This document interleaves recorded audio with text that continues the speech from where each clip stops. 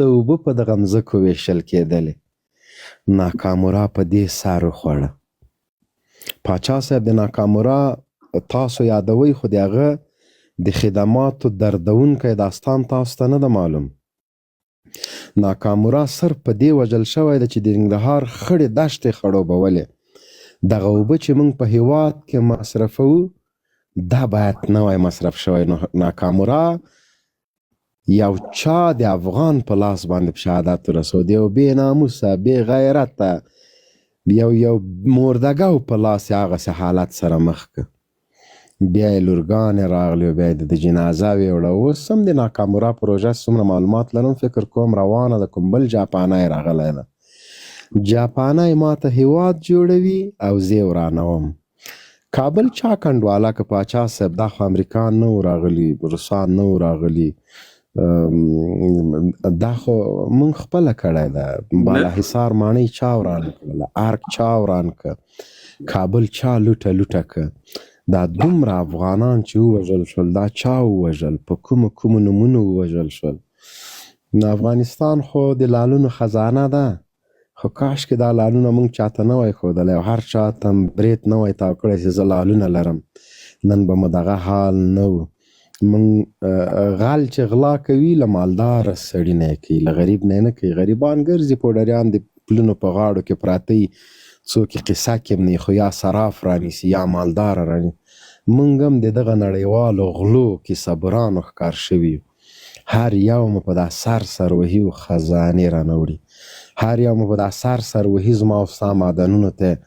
خړه کړې ده. بیا که مونږ یو ځواک یو قوت درلودلی، زمونږ سره خیانت نه وای شوی، مونږ یو څه ته لاسرسی درلودلی، په مختلفو بهانو مونږ نه وای ځپل شوی، مهاجر شوی، کدرونه انجینران مو نه وای تللی، نو نن به ولې پاچا صاحب ته معدن لرې، ته لال لرې، خو هغه لال خو صفایي غواړي، د صفایي دپاره یې سړی نه لرې. ته معدن لرې، صحیح ده، مس عینک کې ته سره زرم لرې، مس خلاصه کوې، خو تی په چینایانو راسپړې نو ته خو یې خپله نه کوې، په نیمه بیه ورکوې. موبین صاحب تاسې خبرې کوئ په سعودي عرب کې اوبه چې دي اوبه قیمته د تیل ارزانه دي. زه سعودي عرب ته 3 ځله تللی او انشاءالله دې میاشت کې بیا ځم د خیره په هندوستان کې. او موبین صاحب دا اوس هم په ایرات کې دومره تیل دي کولې ته وګوره موبین صاحب، زمرودو ته وګوره، ډېر شی نه دي په افغانستان کې. وا موبین صاحب دغه ستا په ویډیو باندې ما ویډیو وکړه نن، ته یقین وکړه چې د افغانستان دغه میوه‌جات دغه فروټ دغه سبزي موږ دې ته دغه پیدا کړو چې یوروپ او نور ځایونو ته هم یو ځل په لویه پیمانه باندې راوړو. پاچا صاحب نن زما یو افغان ورور تجار ده په دوبۍ کې، ما سره خبرې وکړې، ما پرون شپه لایف کړی، دا د انار مې ښوده، د انګور مې ښوده، خلکو ته خو ما دا نه ښوده چې زه دغه د انګور خورم، له درده مې کړی ده. زه انګور کیلو په 10 روپۍ اخلم، بیا یې خورم. زه خو د انګورو باغ نه لرم، خو نفس مې وځي چې دغه خو ما ته معلومیږي. په والله چې له وښو نه ارزانه ده،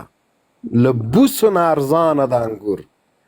10 روپۍ پاچا صاحب ما بوس په 2.5 خروار اخیستی، بهترین انګور په 3 خروار ده، انار دی په 15 په 6 خروار ده، وروره خروار 80 منه،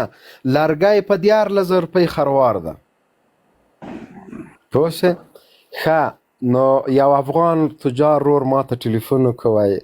جنرال صاحب زه یو خدمت درته کولی سم، مال څه شی؟ وای زه په لویه پکتیا کې یو معیاري خونه د ټول زون په سطحه درته جوړوم او د تا په نوم یې جوړوم، دا د یو برکت. دویم یو لوی پوهنتون ښوونځی جوړوم، حکومت د مځکه راکړي 1000 جریبۍ 2000 جریبۍ، ام به دلته سبقونه وای، ام دغه هلکان پس له وخته پې باندې کار کوم، همدا باغداري پې کوم، دا پې جوړوم چې ښه تکړه او پیاوړي هغسې. نو دا ویلې چې دغه د باغداري او د پوهنتون دا بودیجه د افریقا او د کوم بل ملک لپاره یې وښودله، وایي زه کولی شم چې دا افغانستان کې تطبیق کړم. نورې یعنې موږ داسې تجاران لرو، یوازې په دوبۍ کې پاچا صاحب 4000 تجاران موږ لرو، خو د ځینو سیاستونو ښکار شوي دي، ځینې وخت مخه نیول کېږي. راځې زه بعضې تجارانو ته وایم چې ته په دوبۍ کې میلیاردري بلډینګونه جوړی، ته د دوبۍ له پاچا سره مقابله کوې، راشه د دغه پیسو باندې به په افغانستان کې یو 100 دانې داسې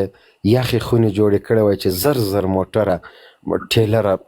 تازه میوه پکې ځای شوی وای. ولې به ما بیرته خپل کچالو له پاکستانه په 3 چنده اخیسته؟ خو سټور نه لرم. بیا چاته ووایي والا سټورونه خو ستا ښه چیرې دي وروره؟ دا او د کې خو 2 ډاټسنې مال نه چیږي، دته سټور نه وایي. سټور هغه ته وایي چې 100 ټیلره پکې کته کېږي او 100 دې ورځې پورته کېږي.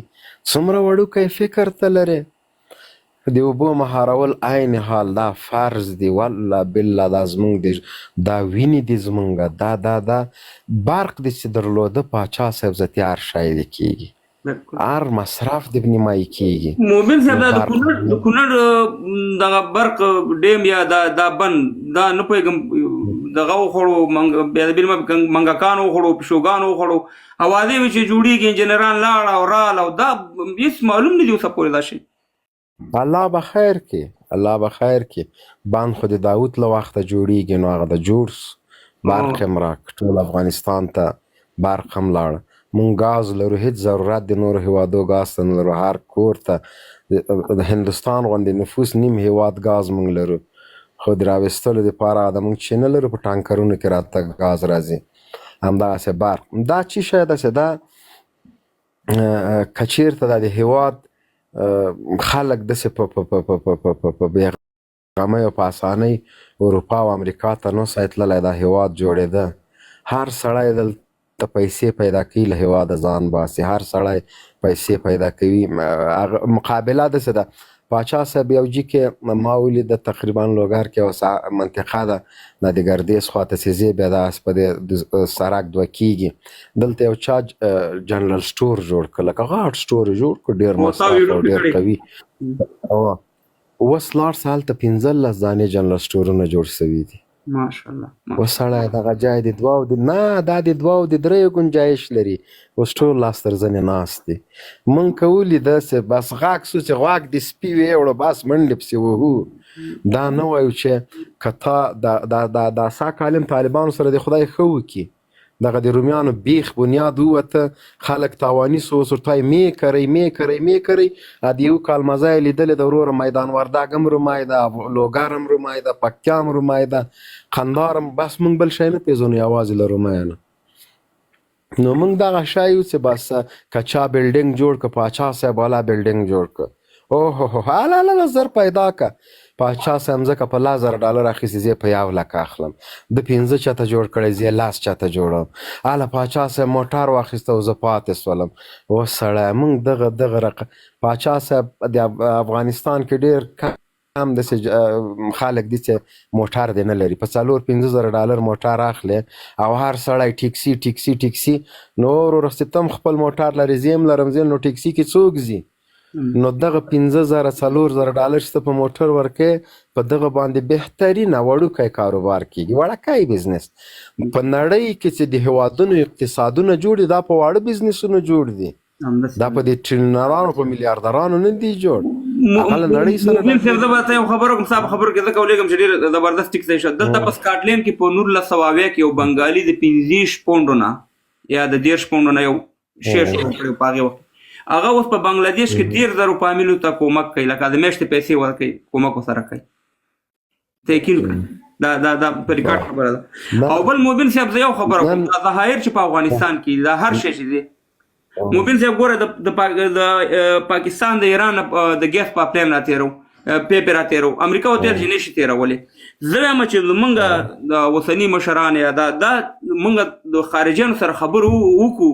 چې دغه وطن دی لکه د سعودي غوندې. اوس ما ته ووایه موبین صاحب د دوبۍ غوندې کې دې کې د غلامۍ شی نشته، دې کې د غلامۍ څه خبره ده. تېل راوباسي 1.5 روپۍ سعودیانو ته ورکوي، دغه ته ورکوي امارات یا دوبۍ ته، 80 روپۍ ته امریکا وړي. خو په دې 1.5 باندې هغې ژوند ښه دی، د ملا ژوند یې ښه دی، موټر ورته ولاړ دی، وطن یې جوړ دی، بدبختۍ نه نشته. زه مزدورۍ ته ورځم، ته مزدورۍ ته ورځې، نور خلک هم د دنیا ورځي هلته چکرو ته.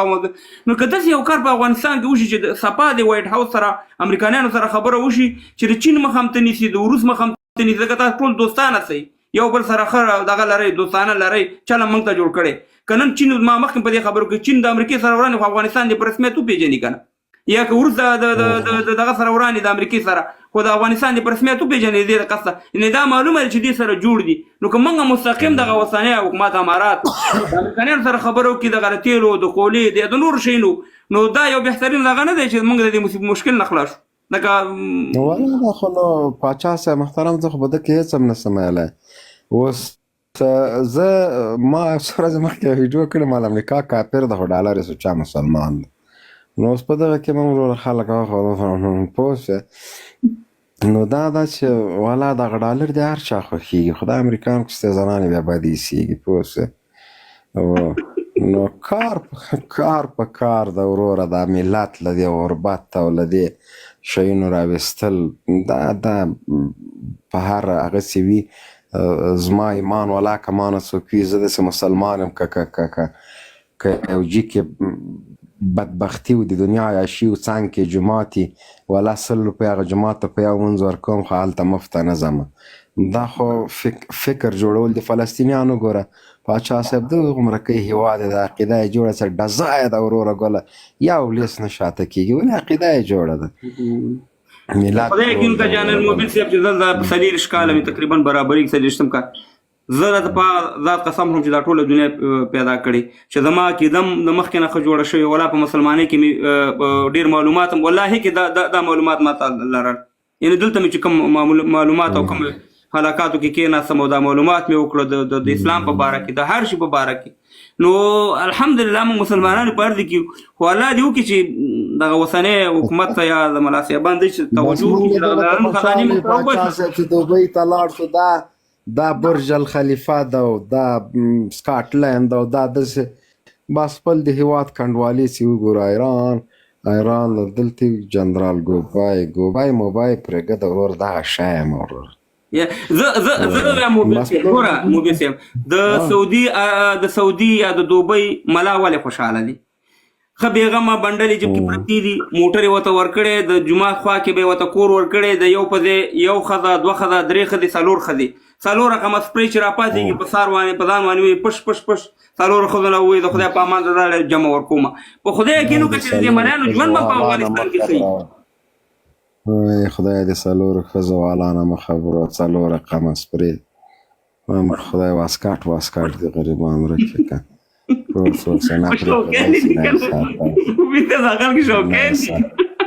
نه پرېښودی شي نه یې ساتلی شي پوه شوې نو داسې ورې د پاچا صاحب افغانستان دی الله تعالی جوړ کړي بس موږ به دعاګانې کوو انشاءالله تعالی په دعاګانو باندې به خدای هر څه برابر کړي صبر به کوو حوصله به کوو پوه شولې خپل ژوند جوړ که وروره خپله زندگی جوړه که پیسې پیدا که دولت پیدا که جب ډکالال او مردار ته مه ګوره وروره ډز ورکوه الله دې بس الله دې رحم وکړي مومن صاحب زه پوهېږم په دې خبرو زه اوس دا سوچ کوم چې خدای کشکې هم دا مسلمانان وی که نه خو د انډیا یا د بنګلادیش پام کې مې تیل اچوه نو پام کې مې تیل اچوه دا د جنرال سټورونو قصه مې درته وکړله نو دا کاس راته وایي موږ هم د هغه په ضد جوړوو ای مال ملا دې ماته څه ای غرق او تباسې د هغه په ضد یې جوړوي دا د مونږ فکر ده نیم ټوله زما پوه شولې مړښ نسته مړښ نسته مړښ ولاک بدنیتي نه پیرزوینه غیبت افلانه غل ده پلاسانه غل ده بسته وا سړی ته چی شی اوس که ایلن ماکس راجګېږي هغه د ټرمپ په څنګ کې ولاړ ده خو یو څه خو هغه کړي دي د خلکو ته یې کړي اوس ویلي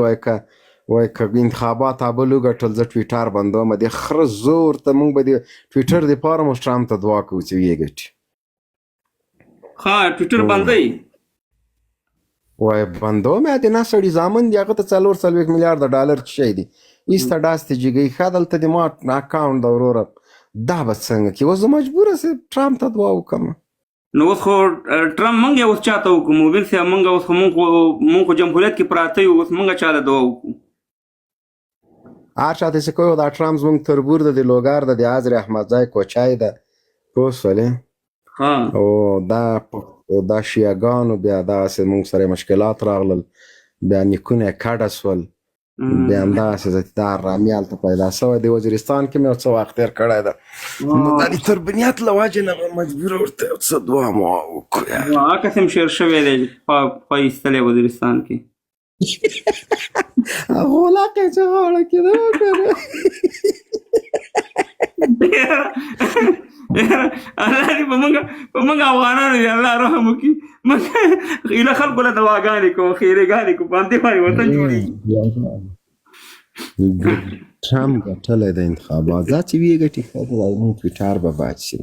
نه نه یې باندې موبین صاحب نه یې باندې که دا ډېره الله دې رحم وکړي. موبین صاحب بس الله دې خوشحاله لره، الله دې ډېر عمر درکړي او د دې مرګړو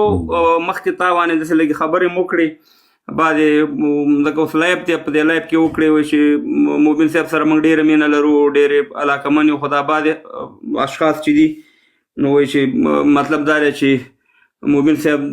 د ادرس پاچا صاحب ما سره څوک نفرت هم کوي، زه والله ورسره مینه کوم.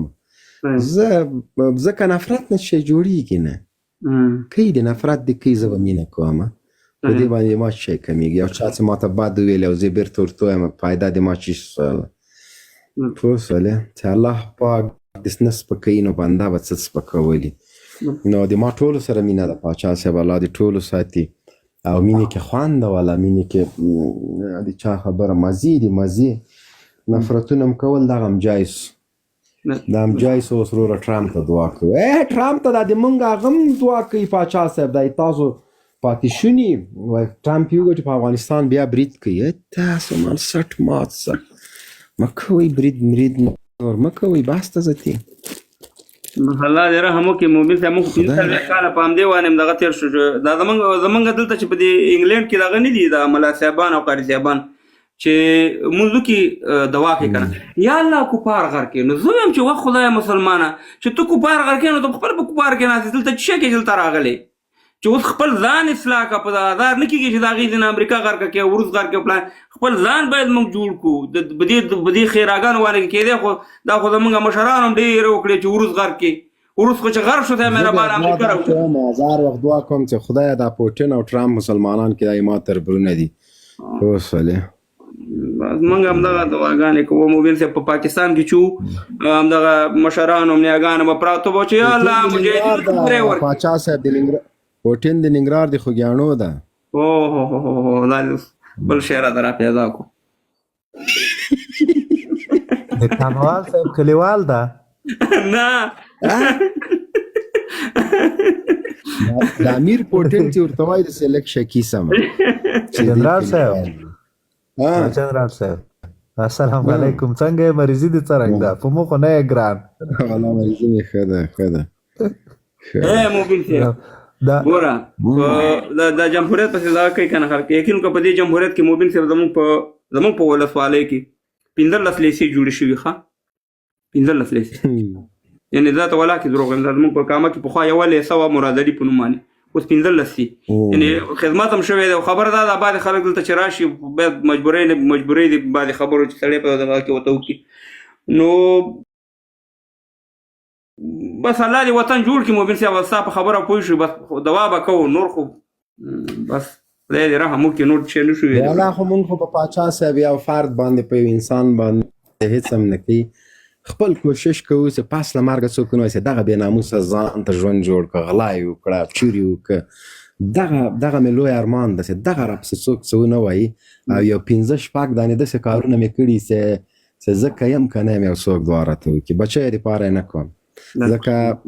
له پلار مې زه ښه خورم او پلار مې د خپل له پلاره ښه خوړه. رزق الله پاک ورکوي او زه پوهېږم چې رب سره تجارت کې ډېر برکات ده. نو د ناکامرا تاریخ ته چې ګورم، د بعضو مخلصو افغانانو خدمات ته چې ګورم، خو افسوس چې وخت کم ده. نو کنې ډېر څه به م کړي وو، خو الله پاک دې خیر پېښ کړي، خدای مهربان. زه لاړم موبین صاحب د ناکامرا په پارسه لاړم، هلته ما ویډیو مو وکړه، هغه خدمت مې وکړو. ډرون هم ځان سره جنرال صاحب تا دلته دعا وکړه ټرمپ ته که نه دي خپل هغه په دې ټویټر په خاطر باندې وسړه دې خلکو موږ ته اخطار را کړی ده موږ خو بیا هم که یوه بستره ده تا خو ډېره سخته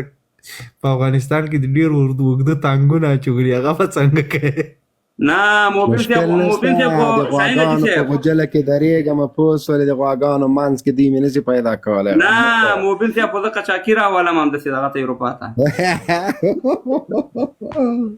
خپل پانتون ته دې راولم برمنګم ته بهتر پکې داخل وم ولا څه هغه اسناد به مې واخلمه هو که نه او د جبارخیل دغه کوم یو کلیوال د په دغو کې دا سختو کاپیرو کې جبارخیل خو یاره دا پوټین ته چې ګورم سخت جبارخیل ته ورته ده جبارخیل هم چې یو ور راوکه وروره اروپا یې بیخ پې وویسته په یوه ورا یې ورور هر شی 3 چنده او 4 چنده که پوه سولې اوس هغه بل ارامي مور سره سوی دا د شمالي کوریا چینګ پینګ ده که څه بلا ده هغه هم چې اوس راسي نو دا دواړه زناور بیا را ایثار کړو چې یو ور راوایي بل شینګ پینګ وایي خدای نړۍ ده ته په بل مخ کې د دې وره څه مطلب دی موبین صاحب وره ورځئ پې خو زه دا وایم که نه موږ افغانانو که دغه دسته د ثور انقلاب نه وروسته مې ویله چې ورځئ پې دلته به دا ډګروال صاحب ناصب راوچتو مې خو موږ خو دغه غلط کو لکه د روسانو زموږ لکه څنګه چې تکبیر او الله اکبر که نه د روسانو دا دی چې وره ورځئ پې سخته ترجماني دی ولا وکړه ولا کې بله خبره ښه مومن صاحب نورو مرګړو ته به ټیم ورکو تاسو سره کرا سره ادم خان د مومن رو راغلی دا عبید رور په نوم باندې د لمبر دی دا بلکې خبرې وکړي لاندې ناست اقرب عبید رور سړی مشي میګ خلاص کا سلام علیکم پاچا صاحب تا ته مومن شاهین صاحب ته ټول سلامونه وعلیکم السلام ته اوس کوم طرف یې طرف دې معلوم کړه چې اسلامي امارات جمهوریت کوم طرف ته پلان بیو کوم څه نه وایي موږ یو سوال ده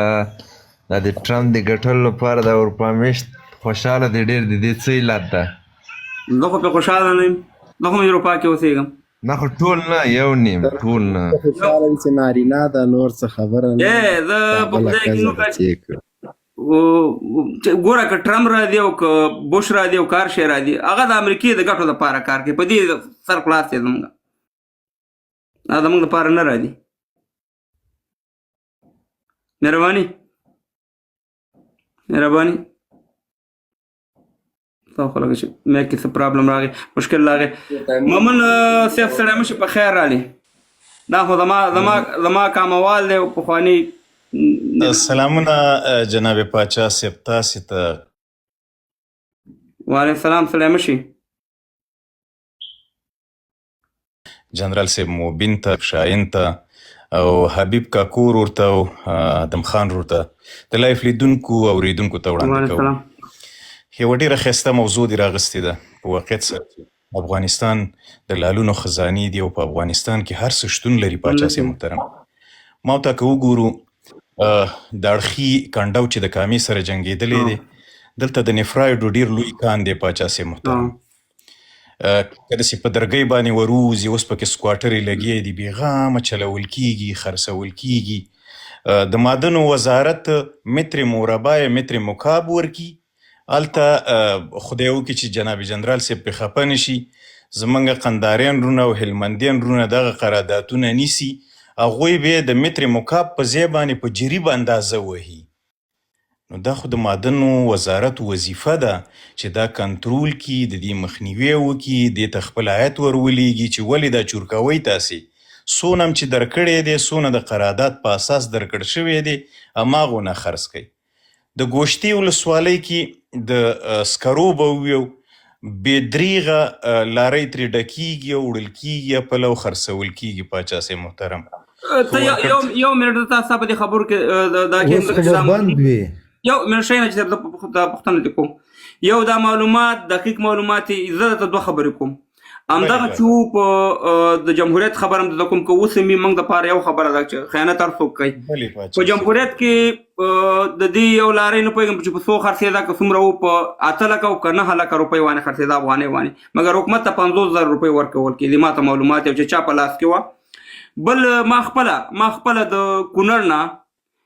شمارلي 7 لارې وي که 8 لارې نختر دا پاکستان ته ګړو ته روانو او د ګړو د طرف نه جلال آباد ته چې دی سپېدار را روانو د پاکستان دا ما په دې خپلو سترګو کتلي په جمهوریت کې تاسې مهرباني وکړئ دقیق معلومات نه پاچا صاحب محترم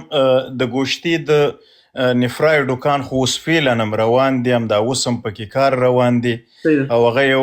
هلمندی ورور دی هغه د قرارداد نیولې دی رئیس د شرکت دی هماغه خو د معدنو وزارت په متر مکعب باندې ورکړی دی او دوی بېغمه وهي او درګر دی دغه کوي دا د ملت مال دی ولې چور شي یوه دا مسله او د ګوشتې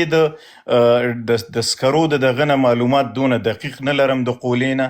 خو مخکې دغه کېده چې هغه ټولو ته معلوم دی چې خرڅول کېده په لاریو باندې او ډېر په ارزانه ریټونو باندې ورکول کېده پاچا صاحب محترم بل ګوره یو ورځ د جناب جنرال صاحب یو ویډیو ما وکتل خانو د جوړولو انجینر هم ډېره بخښنه غواړم وروره که دغه د راجي کسې دا څه فارمول لري په افغان بزګران دلته یو څوک دا وایي د سردخانو د جوړولو انجینر یم مهرباني وکړئ لږ وخت راکړئ نومانه دی موبیل صاحب والا که نه مې نو خان چې شایده خان جنرال صاحب صحیح دا خپل خبرې وکړه دا ډاډه او که نوم دې درته یاد وي چې چا هم واخله دغه نه کوي دا خو د ملت خبره ده بالکل صحیح خبره جنرال صاحب محترم د سردخانو به درته داسې سړی زه پاچا صاحب ته وټساپ کې نمبر ولیږم چې څه رقم غواړي هغه په زراعت کې دکتوره لري د سروبي ولسوالۍ نه دی څه رقم چې غواړي هماغسې به فعالیت هم د سره کوي او سر ته به هم د سر رسوي بل پاچا صاحب محترم که موږ وګورو د کونړ نختر خو اوس بند شوی دی هغه سیچور چې پخوا به کېده هغه مسایل بند شوي دي خو په زیاتو ځایانو کې جنرال صاحب مخکې د مسینک ته اشاره وکړله چې په هغې باندې د چینیانو سره قرارداد دی او کار پرې روان جنرال صاحب که موږ وګورو د افغانستان هره ولسوالۍ د معدنیاتو نه ډکه ده یوازې د لوګر د محمد اغې ولسوالۍ مسینک کان نه دی چې موږ ویو چې په لوګر کې دا دغه دی یو کان موجوده دی د افغانستان بدخشان کې تاسې وګورئ د بدخشان هغه یاقوت او هغه زمرود هغه درګرده چور کېږي د بدخشان کم طالبان چې دي کوم هغه د هغې مشران دي هم هغوی درګرده دغه کوي او دولت ترې خبر نه دی زه وایم ولې دغه دولت ترې نه خبرېږي او بل د جناب جنرال صاحب نه دوه خواسته لرم یوه ترې پوښتنه لرم چې ولې تر 3 کالو پورې د دوی دا نظام سرپرست پاتې دی او بل ته د ورور په صفت باندې خواست لرم چې جنرال صاحب یو ښکلی سړی شیرین سړی د ستا په لمن باندې یو شیخ دی په دغه لندن کې ناست دی ستا په لمن داغ دی وروره دا په دغې لایفونو کې مه راکېنوه دا په دې لایفونو کې ځان سره مه کېنوه یو اصلاحي دغه ورته وکړه چې وروره ته راځي د امارت په نوم باندې خلکو ته کنځلې کې خلکو ته بد رد وې خلکو ته سپکاوی کې خلکو ته توهین کې که د جمهوریت خلک هم وي خو د دغه مملکت بچي خو دي که نه د دغه مملکت ادبه خو دي که نه دغه ملک ورته ضرورت لري او د هغه ورونو نه خواست کومه چې جنګ ته لمنې مه وهئ په وینو مړېږئ که نه د افغانستان زما او د پاچا صاحب کلي کې چې تاسې وګورئ په دیرو کې موږ هدیرې جوړې کړي دي په دیرو کې د شورویانو په وخت کې قتل عام وشو په دیرو کې هره دیره کې 3 او 4 مړي ښخ دي نو ولې د هدیرې خو هم د غرونو لمنو ته ورسېدي تاسې اوس هم ټرمپ ته خوشحاله استئ تاسې اوس هم د بربادۍ لوري ته افغانستان وړئ نظامونه مه پرځوئ که هر څوک هستی د نظام نه دفاع وکړئ که هر نظام موجود وي د هغه ملاتړ خو زما دغه دوه یوه مې درنه پوښتنه ده او بل مې د ورور په صفت درنه خواست دی چې دغه سړي ته یو نصیحت وکړه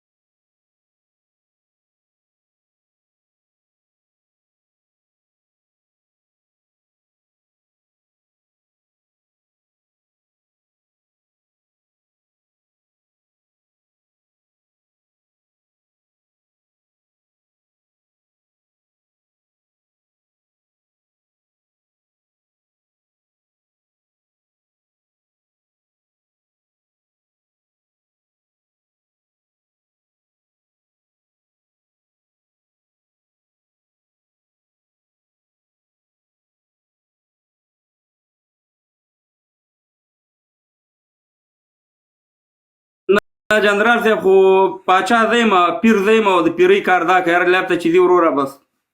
نو دا حالي ګان ډېر زیات دي ګوره ما سره ډغره مه وهه ادم خان ستړی مشي بیا په خیر علي وروره میک د خلاص په ستا طرف نه دی میک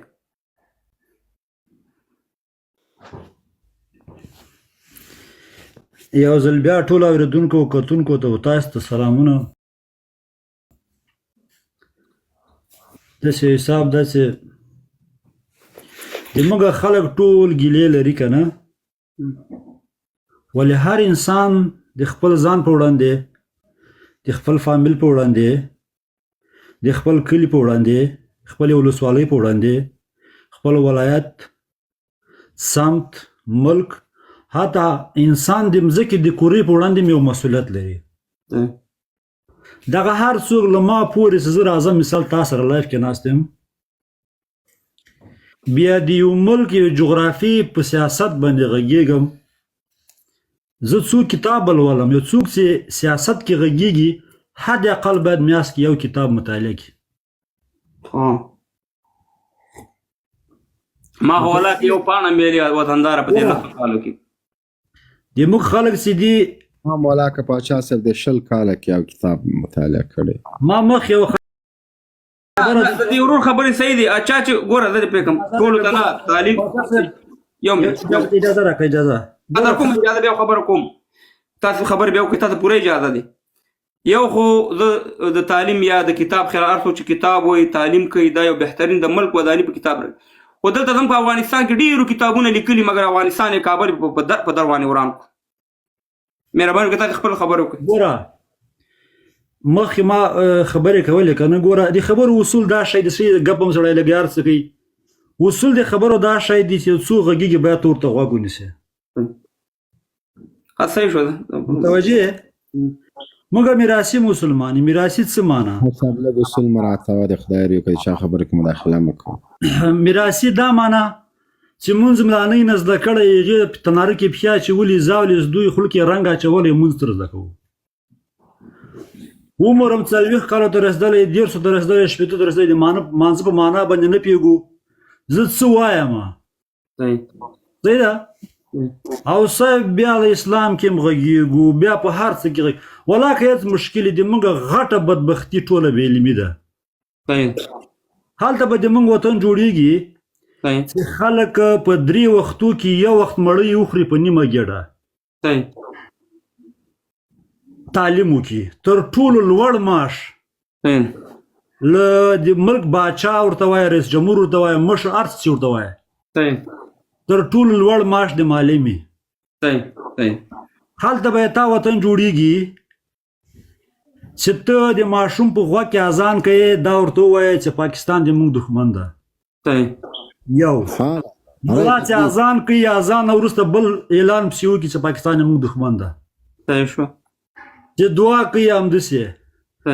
دسترخوان باندې دعا کوي همداسې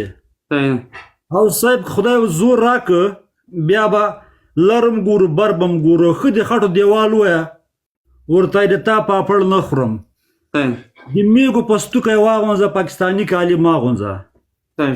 په خاورو مونځ وکړه پاکستاني جاینماز باندې مه کوه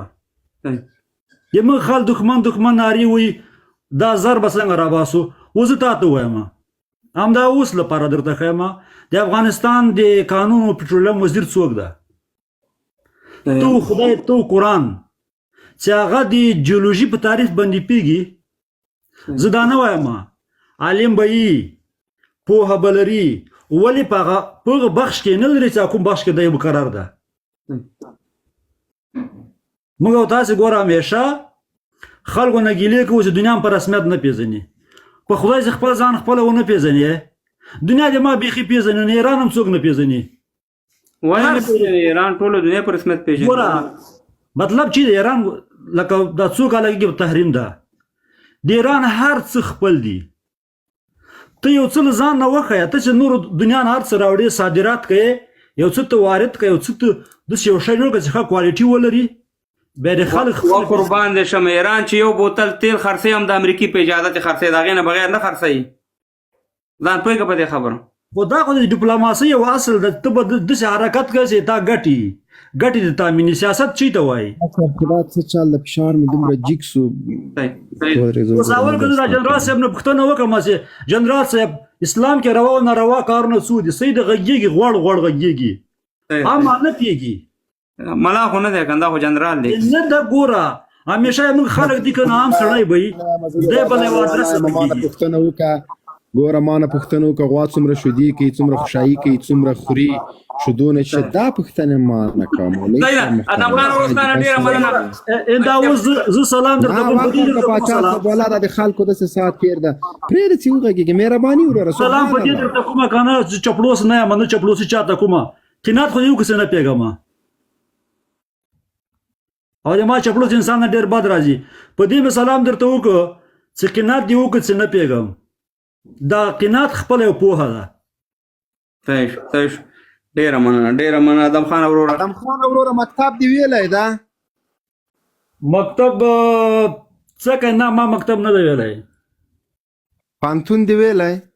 نو چې مکتب مې نه ویلی پانتون به مې څنګه ویلی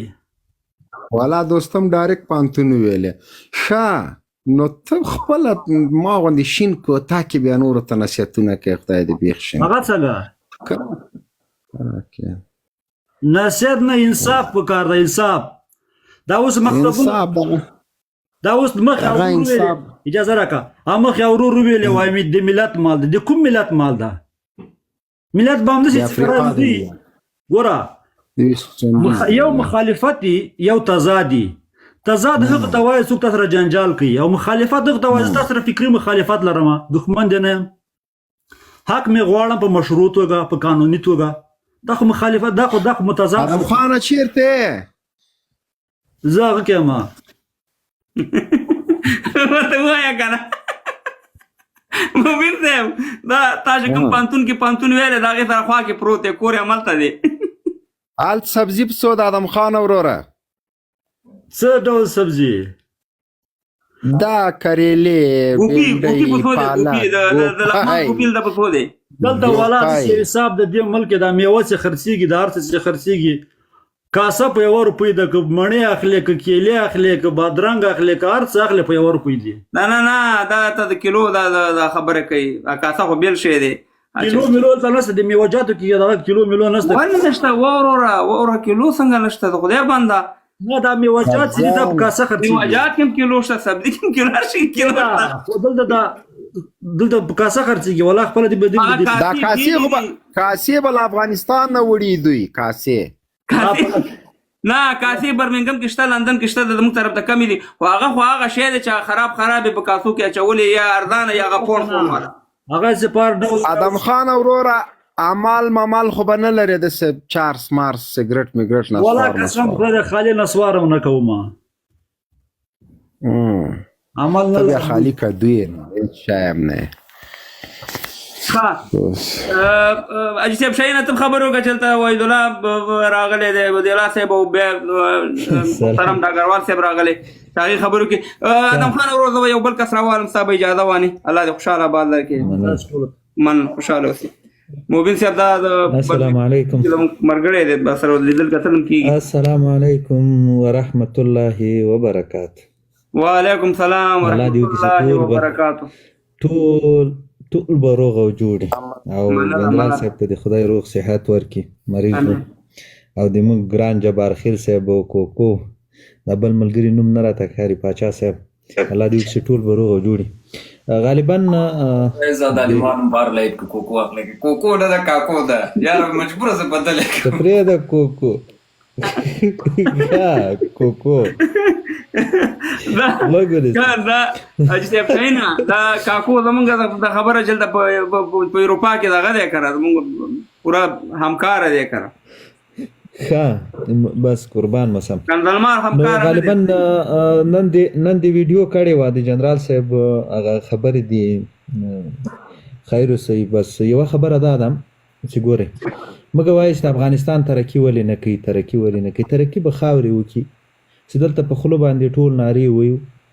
چې هله افغانستان دا وله زه د وطن دپاره کار کوم او زه د وطن د بهبود دپاره کار کوم د وطن د آبادۍ دپاره کار کوم ګوره په د افغانستان په د اروپا کې راواخله غټ تجار افغان ده، په امریکا کې راواخله غټ تجار افغان ده، په دوبۍ کې راواخله غټ تجار افغان ده، په سعودي کې راواخله غټ تجار افغان ده، په کویټ کې راواخله غټ تجارت افغانان لري. دغه افغانان که د وطن سره مینه لري موږ داسې نه ورته وایو ستاسې هلته خپل تجارت ختم کړئ، خو یو بخش د دغه وطن د تولیداتو دپاره، د وطن د میوجاتو دپاره تاسې یو بخش جوړ کړئ، په کار پیل وکړئ. چې دلته په افغانستان کې که موږ په قانونو باندې خبره کوو دا خو ډېرې لویې خبرې دي، خو چې د موږ دا دهقانان او دغه خلک له بېکاري نه خلاصي، له بېوزلي نه خلاصي، له دربدري نه خلاصي،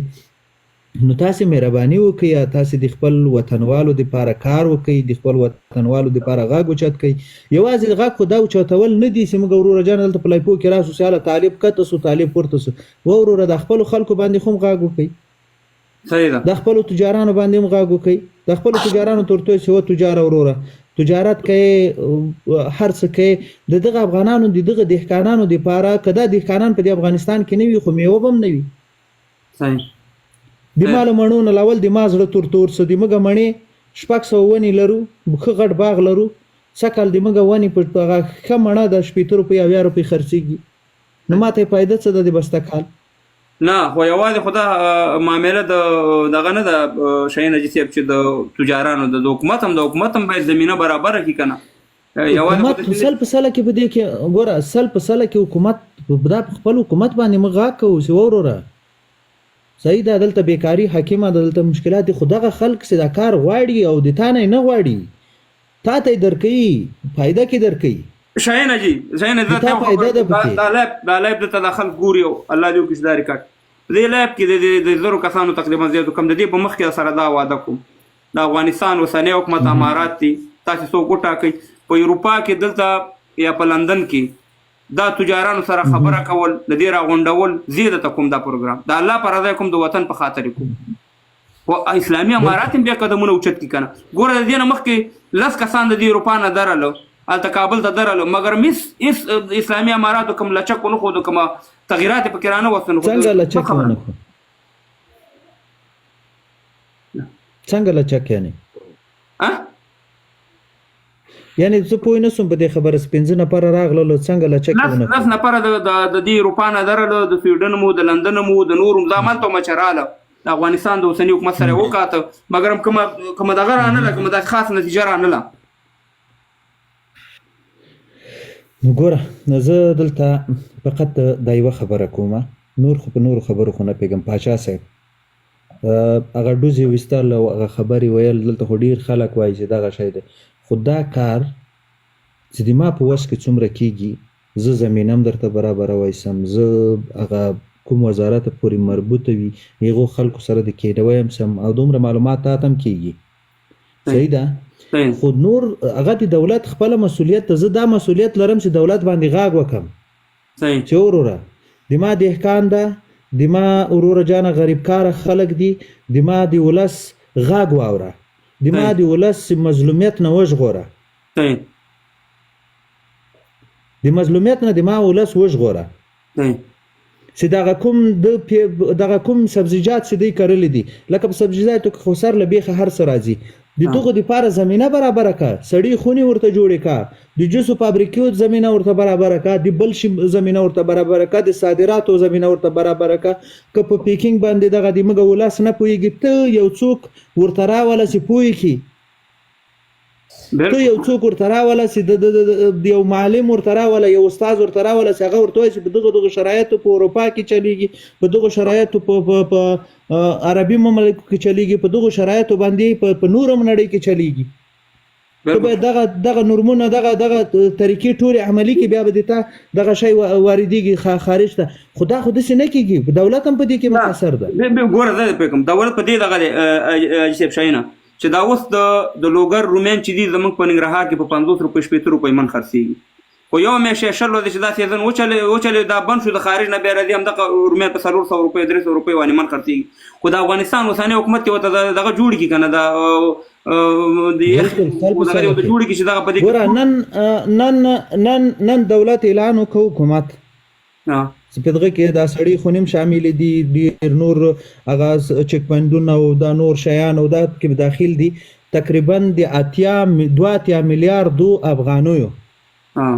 د 2 میلیارډ افغانیو په ارزښت باندې پروژې افتتاح کړې نن چې په دې کې کوچنۍ او غټې ټولې پروژې دي خو موږ له خپل دولت نه ګورئ غوښتنه له چا کېږي چې چاته چا سترګې وي موږ له خپل دولت نه دا غوښتنه کوو چې د دغه افغانانو چې دغه کوم تجاران دي په دغه باندې تاسې غږ وکړئ کېدای شي موږ غږ وانه اوري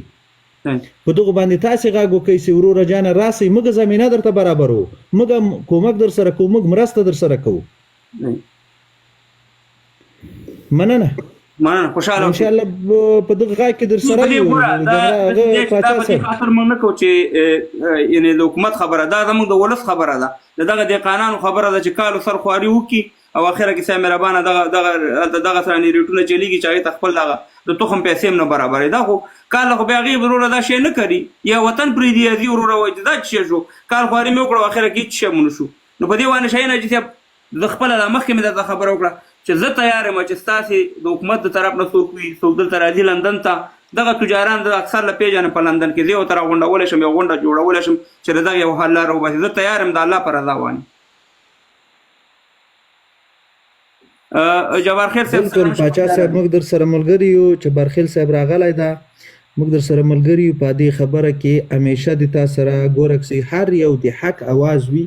موږ د تا سره درېدلي یو شاته نه درنه ولاړ چاته ښه ښکاري کوي او چاته بده ښکاري خو موږ د تا په څنګ کې ولاړ یو د حق غږ مو اورېدلی در سره ولاړ یو پاچا صاحب محترم سلامونه او نیکې هیلې او احترامات دلته په سټوډیو کې ټولو قدرمنو میلمنو ته حاجي صاحب شاهین اخوند ته کاکو خان ته او همداسې رضا محمد شیرزاد صاحب ته میاخیل فاروقي صاحب ته او د موږ ډېر قدرمن درون مشر اختیار ریاسخ صاحب ته ډګروال صاحب ته او لاندې ټولو کتونکو ته اموت رباس نسیس چېرته پښتانه یا افغانان السلام علیکم ورحمت الله وبرکاته وعلیکم السلام وعلیکم السلام جبارخیل صاحب ستړی زه خو غواړم خبرې قربان دې سم خدای دې خوشحاله شیرزاد صاحب زه غواړم خبرې دویم چې دلته ډګروال صاحب باید لږ خبرې وکړي چې ډګروال صاحب ما نه مشر ده او زه موږ مشر هم ده او البته یو خو خدایي مشر ده بل څه ده مطلب زه غواړم چې ډېر وخت بعد ډګروال صاحب خبرې اورم البته د باس به هم ډېر جالبه شي خو لږ بانډار کوم سره پوسې زه به نه تنګوم سره صحیح ده خو ډګروال صاحب مننه الله دې اجرونه درکړي خبرې وکړم مهرباني ډګروال صاحب سلام شي په خیر علي که کیمرا لګولی شي هم څه مشکل نشته او که همداسې خبرې کوم څه مشکل نشته ډګروال صاحب پاچا صاحب محترم سلامونه تاسو ته او ګران قدر جبارخیل صاحب شیرزاد صاحب شاهین صاحب حبیب کاکو صاحب او فاروقي صاحب ته ټولو اوریدونکو لیدونکو ته د خدای له دربار اول سلامونه او روغتیا او عزت خوشحالي مو غواړم عزیزانو پاچا صاحب اساسي خبره خو د ټرمپ ګټلو وه د امریکا د ولسمشر ټرمپ د خدای پاک په ډرم کې واچي هغه نه وه زما دوه خبرې وي ډګروال صاحب تاسو په حکومت کې کار کړی دی او پاتې شوي یاستئ ډاکټر صاحب نجیب په حکومت کې مسلکي خلک هستئ پوهې د تعلیم د حسابه د هڅه یو خو داسې دی چې بدبختانه به دا وي چې زموږ نه مسلکي خلک یا لاړو وطن یې پرېښوده یا صاحب مهربانه مړه شو نو مسلکي خلک راکې نه پرېږدي چې د کار سړی په وطن کې هغه د منځه وړل کېږي دا یو اصل دی د 15 کاله دشمن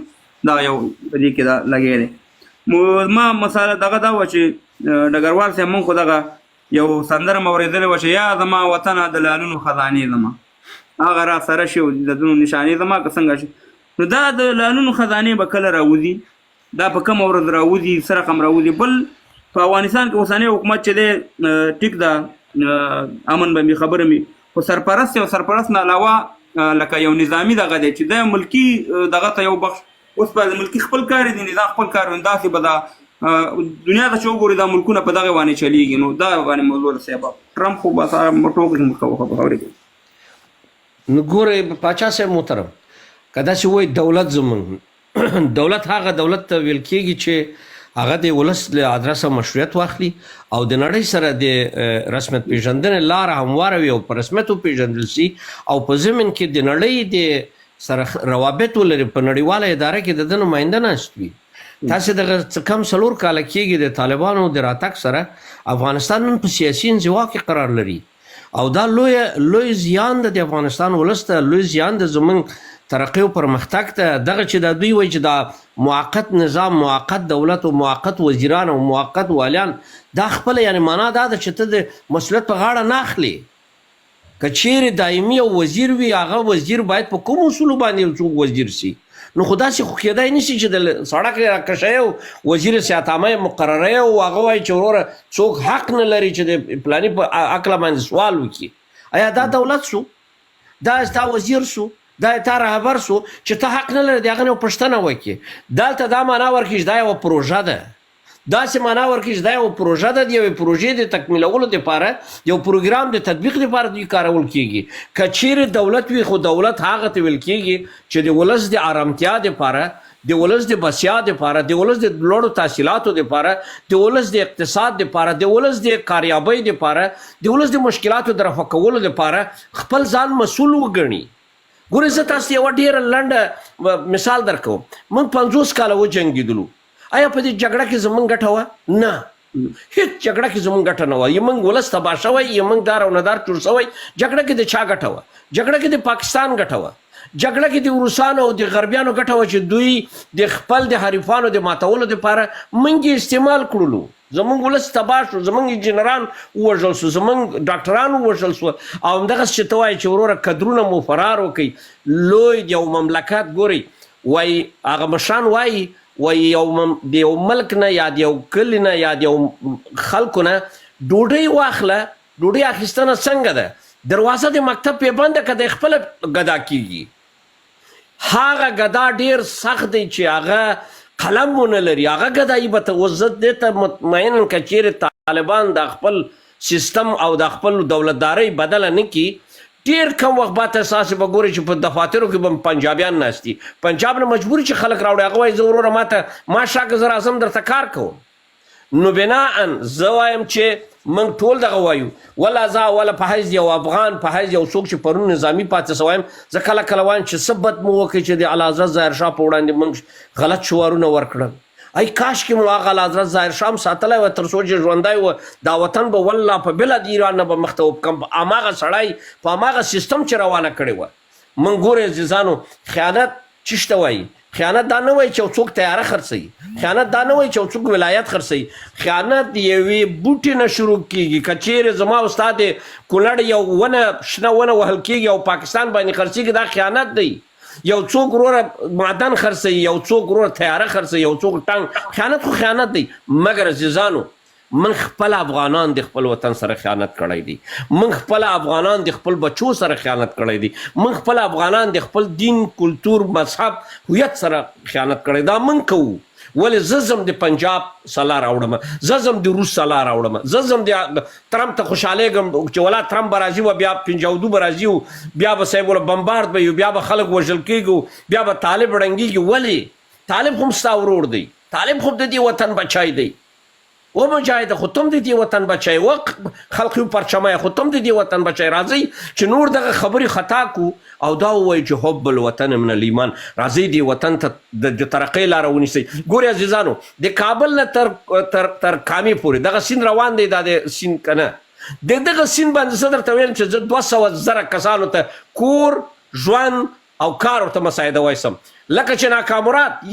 یو جاپانی لاړه ګدایي به یې کوله د جاپان د ولا د کلیساونه پیسې راټولولې وروره 800,000 کسانو ته یې ښکلی دشتې وروره آباده کوي ډوډۍ ورته کار زمینه هر څه ورته زه د ناکامرات نه څه فوقیت لرم ولې دا کار زه نشم کولی مګر ما تا نه پرېږدي که زه دا سبا لاړ شم دغه تنه د افغانستان دغه اوبه تاسې مهار کوي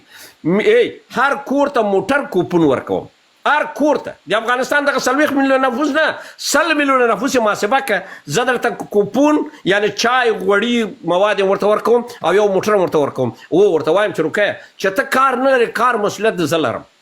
که مې کار درته برابر که تا دنده کوله وروره مالیه به راکوې لکه دا ما او تا چې دا اوس ته پسې اروپا کې ورکوې زه پسې ویډنګ کې دا مالیه غواړي که کار نه لرې درته وایي چې وروره د کور کرایه هم درکوم خرچه هم درکوم خو غلا به نه کوي موږ به هم باید دغسې کار وکړو مګر موږ نه پرېږدي عزیزانو دغسې چې دا ته وایې موږ یو موسی شفیق لرله یو موسی شفیق دا تاسې د کامې و خدای مې قسم ده چې تاسې وګورئ په دې تاریخ د ملل متحد کې دغسې بیانه چا ورکړې ده تاسې وګورئ یو ځوان و هته واده یې نه و کړی بېچاره همدغه یو موسی شفیق وروره ایران یې په ځای کېنو د همدغه علم سره یې ویله دا اوبه زما دي هلمند اوبه زما دی مګر غیر د هغه نه د هماغې ورځ نه وروسته تر دغه نه پورې موږ د هلمند اوبه مهار که د اوبو مهار کوي ګورې عزیزانو زمونږ ټوله بدبختي په دوه خبرو کې ده یو موږ د علم لاره نه خپلو بل هغه څوک چې زمونږ عالم کیږي د علمیت کچې ته رسیږي د مسلک کچې ته هغه باندې ټاپه وهو کفر ټک کمونست ده کفر ورکړه ټک کافر دی ملحد دی هلکه وسړی خلک د ملحد نه کار اخلي د کافر نه کار واخله وروره د کافر انجینر راوړه وروره دا وطن پې جوړ کړه دا عربان تاسې وګورئ دغه ډوبۍ والله 50 کاله پخوا لاړ شئ او افغانستان محسب وګورئ او دوبۍ وګورئ چې څونه هغه یوه دشته افغانان د امان الله خان په وخت کې هوایي ډګر یې لرودی مګر نن موږ ګدا د دنیا علت څه دی علت ګورئ اوس که ورته وایې چې و ملا صاحب خدای ته وګوره دا وطن پرېږده چې تا بچي ته هم ژوند جوړ شي تا کورنۍ ته تا ته هم جوړ کړو نه وایي ته ملحد یې و قربان دې سم نو و پاچا صاحب زه دا اوس درته وایم چې دغه خپله ما طرحه وړاندې کړله تر امیر المؤمنین تر دفتر هم ورسوئ چې زه ورته یم چې وروره ته فقط اجازه راکړه زه دغه حالین نه افغان دی والله افغان دی هغه انجینر ده چې درته وایي هم د لمر سیستم جوړوم درته د برق دپاره هم د باد جوړوم هم د اوبو جوړوم په ډېرو کمو پیسو یې جوړوم درته مګر هغه بیچاره چې ورسي واخته ورته بیا هماغه مخکې د جمهوریت په وخت کې ورغی مرګ ته اختار یې ورته ورکوي همدغه تورن اسماعیل خان وتښتوئ اوس څوک نه ده چې ورته وایي چې ورکړه راسه وروره دا امنیت زه نیسم دا شرایط زه درته مهیا کوم وروره دا ګدایي موږ او تاسې به په دې اروپا کې وګورو یو 10 دانې بندونه جوړ کړو دا وطن د مشکلاتو د برق نه خلاص کړو دا دشتې باید آبادې کړو دا زه اوس دا وایم چې زه پاچا صاحب لنډه به یې کوم دغه ټوله پړه په خارجي خلکو ما اچوئ دغه ټوله پړه اکثریت زموږ خپل دی دا زه یم چې زم د وطن د پردي وطن ټوپک راوړم او خپل ورور وژنم دا زه یم چې خپل وطن ډګروال صاحب ستا په دې خبرو کې لږ دولېږم صاحب تا د دیارشاه او حکومت خبره وکړه د دیارشاه حکومت یو بهترین حکومت وګوره دیارشاه چې که 30 کاله حکومت کړی که 15 کاله کړی که 40 کاله هغه د انګریزانو سره جوړ کړل زه خبره کوم ډګروال صاحب هغه د انګریزانو سره جوړو هغه د روسانو سره خپل دغه لوړه پالیسي جوړو ټولو سره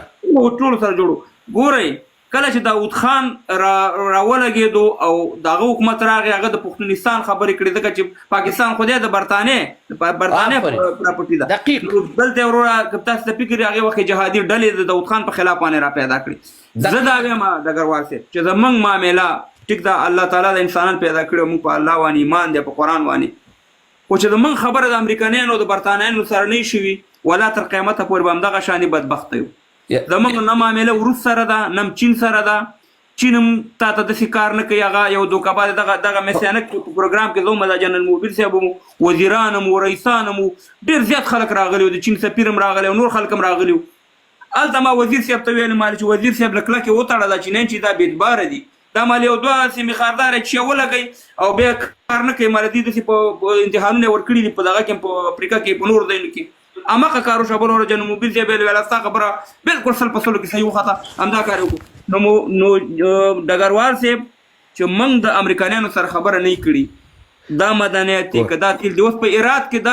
داسې تیلو کوی شته دی کوی خو نه دي خو داسې تیلو لکه راوتي نه دي خو داسې شته دی چې هلته غوړوالی موجود دی مګر دا تیل څوک راوباسي دا موږ څوک راوباسي دا ما د کولیا د نور شي نه دغه ټول شي نه کېږي خو چې په نړیوالو باندې خبرې وشي ډګروال صاحب زه دغه رسمیت پېژندلو کې تا ته یو خبره کوم په جمهوریت کې موږ 100 کسونو ملکونو په رسمیت پېژندو ډګروال صاحب رسمي ویان هم دلته په جنیوا په دا کې ناستو په یونایټډ نیشن کې ما دلته چغې کې چې په دې ډورنلیان باندې تاسو یوه خبره وکړئ دلته موږ مظاهرې وکړو چې دا خاوره زموږ ده نو که هغه په رسمیت پېژندلو هم زموږ صحیح نمایندګي والله کې کړي ډګروال صاحب دغه سفارتونه تا ته معلومات دی چې 90% نمایشي وو موږ وایو چې په رسمیت پېژندل خو بالکل ضروري چې کار هم وکړي کار مطلب دا چې کار هم وکړي د وطن دپاره کار وکړي او کار داسې کار وکړي چې زه دا خبره په مخکې مې کړې د دنیا زورواکی چې دی زورواکی امریکا ده برطانیه ده څنګه چې زموږ دی په وطن کې زورواکان دي په هر ولایت کې په یوه دقیقه ګوره پاچا صاحب محترم همدغه امریکا 3 اډې د اعلیحضرت ظاهر شاه نه وغوښتئ د داود خان نه وغوښته چې خدای ته وکړه ماته دغه خپله جغرافیه کې 3 اډې راکئ زه تاسې څه غواړئ ویل سپین چک در کوم چې هر څه غواړئ هغه جوړ کړئ مګر موږ هغه ویل چې نه روسان دي دلته چینایان دي دلته جنګ جوړېږي ماته دردسر جوړېږي نه کوم دغه کار هغه بیچارهګان د دغه جنګ نه ډارېدئ مګر دوی خبر نه ول چې دا جنګ پې راوړي دا بدبختي پې راوستی مګر ای کاش کې زه بیا وایم چې ای کاش کې هماغه ظاهر شاه همدغه خلکو ته 3 اډې ورکړې وای یوه جرګه یې دایره کړې وای د لویې جرګې باندې فیصله یې کړې وای چې ورور جرګه ورکړه ما نه ده ورکړې دا خلک په ما خپله اډه کې وای او د خپل د عریف د ماتولو دپاره خپل استخباراتي کارونه یې کړي وای خو دا وطن یې راته جوړ کړی وای دا زما ولس ورور عالم شوی وای د لوړو تحصیلات ته رسېدلی وای لکه کوریا جنوبي غوندې که چیرې اوس د کوریا جنوبي کې پروت نه دی په دغه قطر کې پروت نه دی په دغه آلمان کې پروت نه دی همدغه غربیان همدغه امریکایان که دغسې اډه مو ورکړې وای والله افغانستان به نن افغانان به د ښکلي ژوند خاوندان بیا هم درته وایم صاحب 1400 معدنه خدای ته چې څه سجده کوي وای خدایه پروردګاره ته ورحمېږه نو هغه درته وایي چې و بنده تا باندې زه رحمېدلی یم زما رحم ته په ټوله نړۍ کې هغه جغرافیه ما تا ته درکړې ده چې په دې دنیا کې وګورځه هېڅ ملک 1400 معدنه نه لري قربان دې شم د خوږې اوبه نه لري ټول مهرباني په افغانان دي په دې سوچو کې موږ به یو دغه به نه یادو د 1904 اویانه چې په افغانستان کې جهاد جنګ هر څه شروع شوي تر اوسه پورې دا ډلې خریړي دي د ځمکې نه راووتې د دې شاته خامخا څه شته که نه خامخا څه شته دی که نه نو په خپله خو یو شی نه جوړېږي که نه اوس که د افغانستان د اوسنی نظامي طالبانې فرض کړو د دې په خلاف اوس خلک کوشش کوي چې جنګ وکړي ولې نشي کولی ځکه چې بهرنۍ مرسته نشته دی نو خبره دلته دا ده چې موبین صاحب ګورې افغانستان د غربي او د روسانو او د امریکایانو په جګړه کې تباه دی قربان دي بالکل زه دا وایم چې ګوره د جنګ د لارې زموږ مشکل نه حل کېږي د جنګ د لارې که زه ټوپک والم د امریکې نه یا د پاکستان نه د ایران نه یا د چین نه یا د روس نه خو هغه خو ماله چې دا ټوپک راکوي ما سره چې دا کومک کوي خو مانه خپل کار علي که نه زه وایم دا لاره نه ده زموږ خبره امریکا سره ده امریکا سره باید زموږ مشران خبره وکړي او دوی باندې څو ځل ما لایفونه هم کړي ویډیوګانې مې هم کړي ډېره مننه ډګروال صاحب خبرې ډېرې مننه تاسو هم ژوندي اوسئ خدای مو ارامه لره یوه نړۍ مننه مهرباني صاحب جبار خیر صاحب سلام شو په خیر راغلی ډېره موده پسه یو ځل بیا السلام علیکم ورحمت الله وبرکاتو ډګروال صاحب تاسو کېنئ او که موږ به زه اورم ما اورم مهرباني صاحب خبرې خدای دې وکړي چې هغه ونسي دلته دا ملګري ناست وو مونږ خو خبرې دلته ټولې د زړه خبرې کوو بعضې خبرې بعضې هغه کې مطلب خوند لازمه ګڼې زه به ووځم خیر ده مهرباني صاحب تاسې بیا ازاده وکړئ داسې ډول مالک په دې خلکو شروع کوله مالې چې دغه د بعضې خبرې دلته باید ما کړې وای که نه بیا یې تاسو په مخ کې نه سم کولی ډګروال صاحب حقیقت خبره ده زه وځم السلام علیکم صاحب خدای په امان صاحب سلام علیکم ډېره مننه احترام دی ډګروال صاحب پاچا صاحب دا د لالونو په خزانو د خبره فکر کوم موضوع راوړې ده لالونو خزانې خو موږ لرو خبرې دلته د موږ هر یو ځوان چې د خبرې دا ځان ته یو لال ده خو خبرې موږ اصلا چا دلته هر څه شته ده د افغانستان دا موټی موټی خاوره چې د خبرې دا طلا ده خو موږ چې دا موږ په دې په قدر باندې نه پوهېږو په دې نه پوهېږو څه اوس یو بې تعلیمه سړی له پاسه د سرو زرو په خزانه درولې خو لاندې خبرې داسې ړوند دي خدای پاک ړوند پیدا کړی خو بیا بېله خبره ده خزانې هم ستا هر ښایسته ده خبرې موږ څوک دې ته نه پرېږدي چې موږ تعلیم وکړو دا خزانې اوس څخه راوباسو څنګه یې جوړې کړو موږ یې وسته نه جوړه کړې وه سوري لپاره سړی پیدا کړی چې سوری پکې وکړي هغې یې پسې هغې پسې راوایسته مړ یې کړې موږ دغسې دښمن لرو نو شیرزاد صاحب هغه د شیرزاد صاحب هم دلته ناست ده لالونو خزانې لرو د هر شی لرو اوس کار پې شروع سوی ده یا به لږ راوځي یا به ډېر راوځي خبرې دې تعلیم ته سخت ضرورت ده او موږ افغانان خبرې خپله د خزانو دښمني دغه تعلیم دښمني خپله کوو یو خو دلته پاچا صاحب محترم چې د موږ او تاسو په دغه ټیک ټاک کې په دغه رسنیو کې اوس زه یو خبر ته وکړم چین یو خوا نه ټیک ټاک راوباسه بلې خوا نه خبرې لاړ افغانستان کې هلته شروع وکړله چین به انشاءالله اوس دا د لالونه خزانې درته راوباسي داسې به یې درته راوباسي څو پرې موږ په کونه خبرېږو خبرې غونډ افغانستان به چین ته نقل کړی د منګه بي سوادي داسې اوج ته رسېدلې ده خبرې که څنګه یو سړي غټ ټنډ روان کړی موږ ورته دا تیږه د خبر به نه وي چې منځ کې به غونډ یاقوت روان کړي موږ تعلیم نه لرو موږ دغونه پوهه نه لرو دغونه وسایل موږ سره نشته چې دا شیان کنټرول کړو ګورې زه سپینې او صفا خبرې کوم تلې خبرې وکړه تلې خبرې وکړه تا ته خبر در کوم خو دلته یو خبره کومه تعلیم عربو سره هم نه و دوبۍ سره هم نه و قطر سره هم نه و ابوظبي سره هم نه و سعودي سره هم نه و نور د ملکونو سره مګر هم دا کفار ول د دې نه کار واغستو هغې سره هم تعلیم نه و چې ګنې خپله دا کار کړی یا شیر دغه باچا صاحب محترم دا خزانې خو موږ نه خبرې که په ټکنالوژۍ وای خبرې دلته د دنیا شپږ څلوېښت هېوادونه راغلي هغوی دې موږ سترګې تړلې وي موږ په دې وطن باندې هغوی وایي چې صرف باید دلته جنګ وسي او خزانې ته موږ ته موقع برابره سي چې موږ د خزانې موږ وباسو موږ یې ویسو چې هغه پاچا صاحب محترم چین دلته ټیک ټاک جوړ کړه په ټیک ټاک کې د تا 100,000 ځوانان د شپې په دې مصروفه یي خبرې ډبل ټیپ ډبل ګل خبرې ټولې سوالګر کړله انټرنیشنل سوالګر د انټرنیشنل مردګاوان ته جوړ شو په دې میډیا کې ټوله دنیا ورته ګوري د تا د سترګو وړاندې یو مردګاوي روانه ده خبرې چې به د زړه به د سور ور وکړي چې خدای پاکه داسې کومه مردګاوي ده تا ځوانان 100,000 ځوانان د خبرې شپې په ډبل ټیپ کې مصروفه یي پوسې نو دا به د وطن مادن څه وپېژني دا به سادن څه وپېژني تا بچیان خبرې په ټیک ټاک کې خپل عشقونه کوي شپه ورځ په جنکو سره په لف سټوریانو کې ککړي 100,000 کسان دي ته یو لوپر یو لوچک ته د شپې ناستې که دغه خبره چې دا دوی دلته د لوچک ته څومره تشویق ورکړي یا څومره حمایت کوي که دا حمایت دوی د وطن لپاره کړی وای د څومره ځوانانو ذهنونه به بدل کړي وو خو موږ خبرې یو خوا نه د یو شی راټینګو بلې خوا نه موږ ورخ کړی یو ځای نه چې ځان راټینګ کړو بلې خوا ته خدای پاک دې موږ بوړی ایستلی